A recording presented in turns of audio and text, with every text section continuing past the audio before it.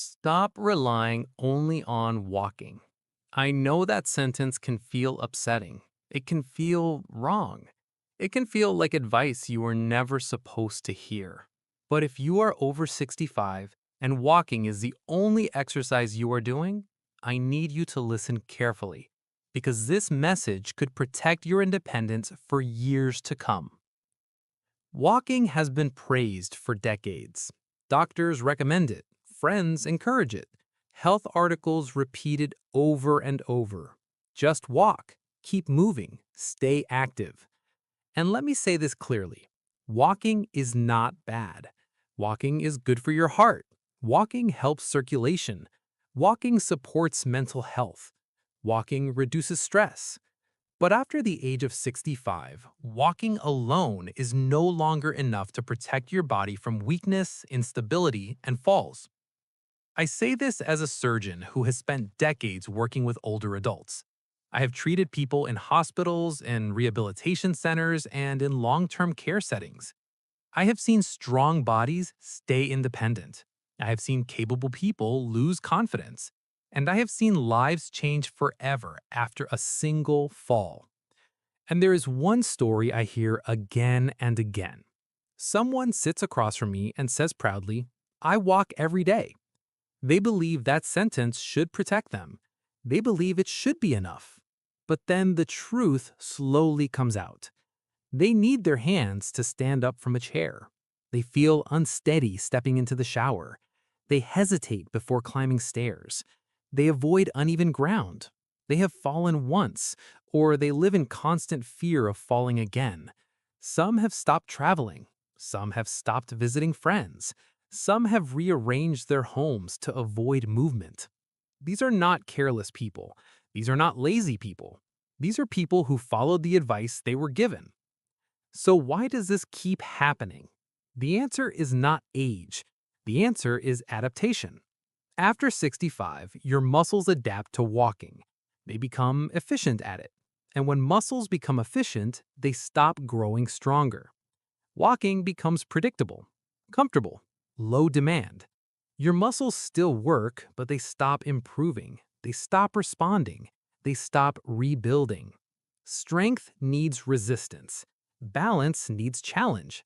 Reaction speed needs sudden demand. Bones need load. Walking provides very little of these after a certain point. That is why so many people walk every day and still feel weaker every year. It is not because they are failing, it is because the signal their body is receiving is too quiet. So the solution is not to walk more miles. The solution is to add smarter movement. Today, I want to show you 3 simple, surgeon-approved movements that directly target what walking misses. They are safe, they are gentle, they are realistic, and they can be done at home in less than 10 minutes a day. These movements do not just slow decline, they help reverse it. Let's begin with the most important one. The first movement is called the sit to stand, sometimes known as the chair squat. This is not just an exercise. This movement decides independence. Every time you stand up from a chair, a toilet, a car seat, or a bed, your body must perform this motion. When this movement weakens, daily life becomes difficult. When it disappears, independence disappears with it. Here is how to do it correctly. Find a sturdy chair that will not slide. Stand in front of it with your feet about shoulder width apart. Your toes should point forward. Your chest should stay tall. Now slowly push your hips back. Lower yourself toward the chair with control. The moment you lightly touch the seat, stop. Do not sit down. Do not relax. Push through your heels. Tighten your thighs and hips. Stand back up tall. That is 1 repetition. Start with 5 repetitions 3 times per week. This movement strengthens your thighs, hips, and core. It retrains the communication between your brain and your muscles. It teaches your body how to stand safely again. Research consistently shows that the ability to rise from a chair without using your hands is one of the strongest predictors of independence and long-term health in older adults. If you need your hands at first, that is okay. Use them lightly. Over time, reduce how much you rely on them. Progress matters more than pride. Walking moves you forward. This movement lifts you upward. Upward movement requires far more strength. Most serious falls do not happen while walking straight. They happen during transitions, standing up, sitting down, turning, reaching. Walking does not train these moments. This exercise does. Now let's talk about the second movement. The second movement is the wall push-up. Many older adults focus only on leg strength. That is a mistake. Upper body strength is critical for safety.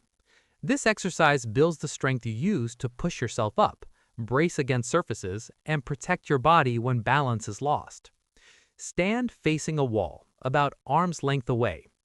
Place your palms on the wall at shoulder height. Your hands should be slightly wider than your shoulders. Now slowly bend your elbows. Bring your chest toward the wall over 2 seconds. Keep your body in a straight line, from your head to your heels. Then press back to the starting position. Aim for 8 to 12 repetitions.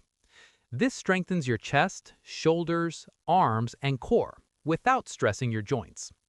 This is the strength you use to get out of bed in the morning, the strength you use to push open heavy doors, the strength you use to carry groceries, and most importantly, the strength you use to catch yourself during a stumble. When someone begins to fall, the hands reach instinctively, the arms brace, the shoulders absorb force.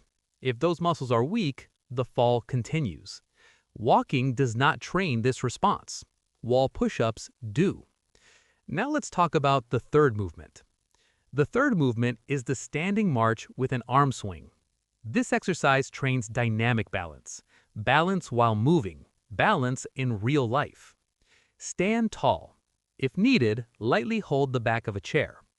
Lift your right knee slowly while swinging your left arm forward. Lower with control. Then switch sides. Move slowly. Stay tall. Breathe normally. Do this for 30 to 45 seconds. Rest briefly. Repeat 2 or 3 times. This movement activates your core, improves coordination, and retrains the connection between your brain and your legs. Most balance exercises keep you still. Life does not. You balance while moving, while turning, while stepping, while reaching. Walking does not challenge coordination. This exercise does. Now let's talk about how to use these movements correctly. You do not need to exercise every day. You do not need pain. You do not need exhaustion. 2 to 3 sessions per week is enough to start. Consistency beats intensity. Your body does not need punishment. It needs the right signal. Now I want you to do something with me. Stand up. Do 1 sit to stand. Feel your legs engage. Feel your body respond. That sensation is not weakness. That is strength waking up. If you are over 65, your body has not failed you. It has simply adapted to the signals it was given. Change the signal, and the body responds. Walking is still good, but walking alone leaves dangerous gaps. Strength is not about age. It's about direction. And today, you change direction. If this helped you, comment below, "I'm starting today." I read every message. Like this video so others can find it. Subscribe to the channel because in the next video, I will explain the biggest muscle mistake people over 65 make without realizing it.